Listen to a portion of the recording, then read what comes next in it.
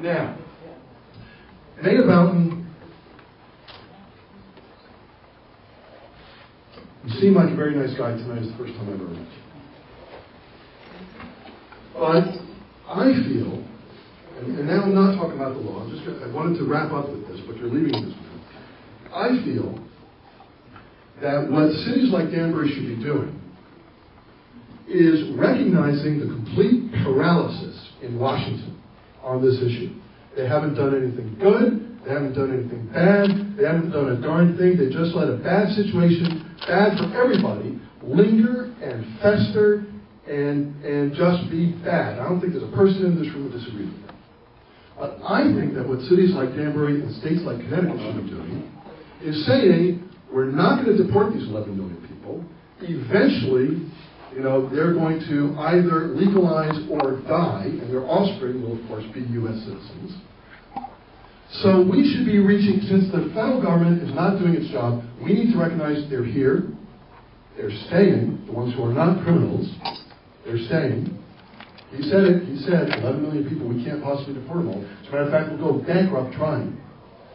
They're staying. So what we are going to do is we are going to offer them classes on integration and assimilation. We are not going to let them get ripped off. You have family after family in Stanford, and no doubt in Danbury too, that goes to the real estate agent and says, we've been working as busboys for 5 years, we've saved up $30,000, we're ready to buy a house, and they show them houses and they say, well, this house is a little bit beyond what I can afford, and the real estate agent rips them off.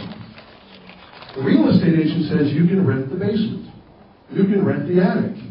The mortgage broker says, don't worry about it. They don't enforce those laws. And somebody else says, just put drapes over the window.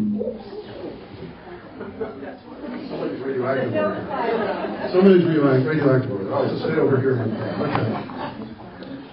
And these people are from countries where you don't have the zoning laws, or there's stuff on the books, but it never gets enforced. Or if you slip somebody $100, which, by the way, has happened in Connecticut from time to time, at the DMV most specifically very recently, and building departments all over the state at one time or another have had people go to jail for accepting bribes, for letting violations pass. They are getting ripped off. And what I want to see cities like Danbury and Stanford and New Haven do is reach out to the immigrants and teach them what our laws are. And provide classes in English. I have never met an I've never met an immigrant who would plop $2,000 cash on the table, $5,000, $10,000 cash to be able to speak English. No, I just want to interrupt you when you say that. Other people upstairs look at our computer lab and know that this city spends tens of thousands of dollars teaching English for free. Thank you, Mark. Now, I just want to say that because you're not aware of that, obviously. And we invest in those kinds of things specifically to help people assimilate in the Americanization process. And we've hosted meetings where we've taught people just one last fall and one tomorrow night or in Spanish about what our zoning laws are, how you get a permit, how you do this. And last night, I was at a meeting for our small business owners, a 10-week program put on by the City of Danbury, the Chamber, and the Yukon Greater Small Business Development Center, all for free, all in Spanish, to teach people how to go about doing all those very things. So that's the second part of what we do. That's a perfect introduction to my question. Which is to manage both those things. I know you have to run, and thank you for that remark, because this is my question. Local police are in charge of enforcement of criminal law. Coming here, being here, and working here without authorization are not crimes. They are violations of law, but they are not crimes. They are civil violations. Look it up in the book. They are civil violations. They are just like a parking ticket is a civil violation. Paying your taxes late is a civil violation, etc., etc., etc. Local police are in charge of enforcing criminal laws. So my question for you, Mr. Boughton, is do you regret having suggested that local police should be deputized to go after civil immigration violators? And do you now repudiate this effort that you made, which I believe drove a wedge between the immigrant community, law enforcement community, and the rest of the community?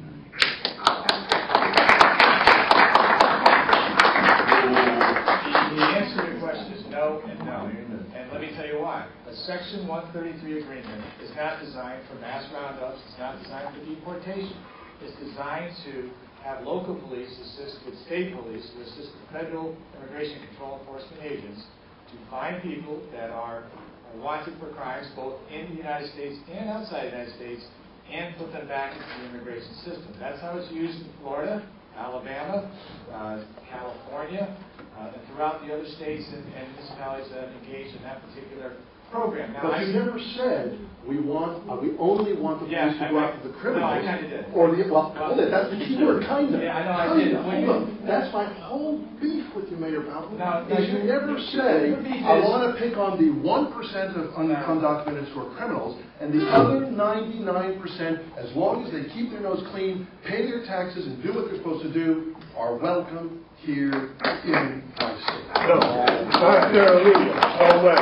No way. Not if they're illegal. Bill, that is not, you heard what you wanted to hear, because let's be honest, you make money by getting people legal. That's your business. It's not about getting people, you love 40 phone calls. I didn't think we were going to get personal. Well, but you kind of are, so you can't sit there and still out a personal thing and say, but you drove a wedge and all these other things, then turn around and say, but I have nothing to do with that. The reality is that program is used in that manner, and obviously other states are doing it, they're doing it successfully. And by the way... So let's make it clear. Are you saying that the 99.9% or whatever the figure is of undocumented immigrants who are otherwise keeping their nose clean and would legalize if there was any way on God's green earth they could, are they welcome in Danbury or not? No.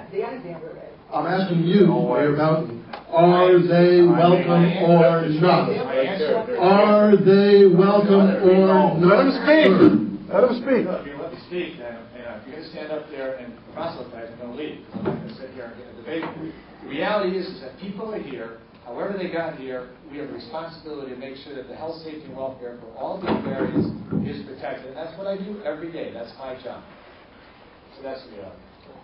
The question. Yes. The question is if they're here. It's not even an issue whether they're welcome or not. There's nothing that if anybody wanted to. We answer the question every day by the actions of the city government. Every day. Whether it's small business development, whether it's free English classes, whatever it's done.